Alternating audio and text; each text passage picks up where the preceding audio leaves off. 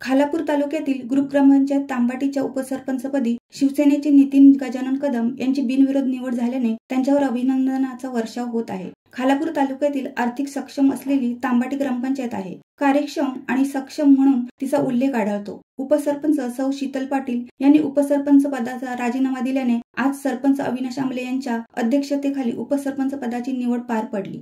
सकाळी नामांकन अर्ज दाखल करताना फक्त नितीन गजानन कदम यांचा एकमेव अर्ज आल्याने दुपारी 3 वाजता ग्रामपंचायत तांबाटी कार्यालयात आयोजित केलेल्या निवडणूक बैठकीत नितीन कदम हे बिनविरोध निवडून आल्याने सरपंच अविनाश आमले यांनी जाहीर केले। शिवसेना आमदार महेंद्र थोरवे यांचे बंधू विश्वनाथ थोरवे, तालुका प्रमुख संदेश पाटील, सरपंच अविनाश आमले, सर्व सदस्य यांनी नितीन कदम यांचे अभिनंदन केले। नितीन गजानन कदम हे 2 वेळा सदस्य म्हणून निवडून आले असून माजी शिवसेना शाखा प्रमुख म्हणून कार्यरत होते।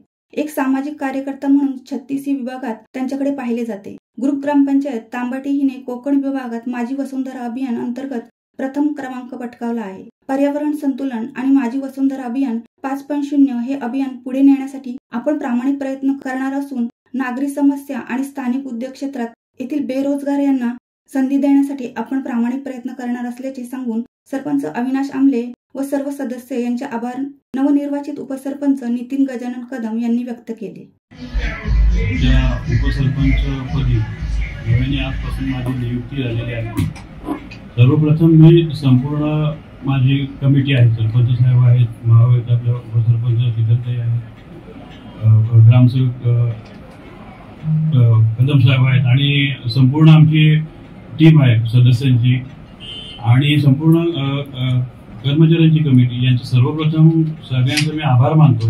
एकदम खेळीमेळीच्या वातावरणात आजची निवडणूक झालेली आहे आणि याच्या पुढे जी लोकोपयोगी कामं आहेत त्याचा करण्याचा पूर्ण निर्धार आमचा आहे।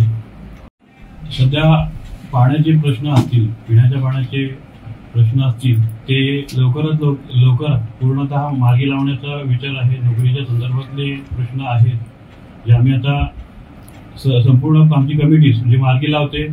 तसेच आरोग्याचा प्रश्न आहे, शेतीचा प्रश्न, शेतीचे विषय आहेत, त्याच्यानंतर क्रीडाचे नागरिक खेळाचे जे विषय आहेत, त्याच्यानंतर अशा अनेक योजना नाविन्यपूर्ण आपण राबवण्याचा प्रयत्न करणार आहोत।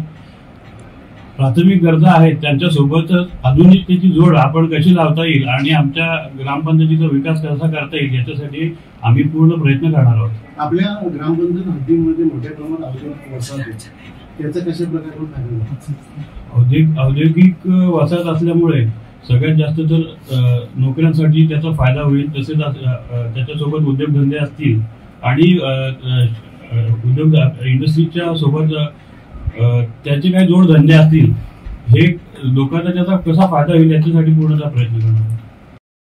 शिवसत्ता टाइम्ससाठी अर्जुन कदम, चौक। दे धडक बेधडक वृत्त देणाऱ्या आपल्या शिवसत्ता टाइम्स न्यूज चॅनलला लाल बटन दाबून सबस्क्राईब करा आणि बेल आयकॉनला क्लिक करायला विसरू नका।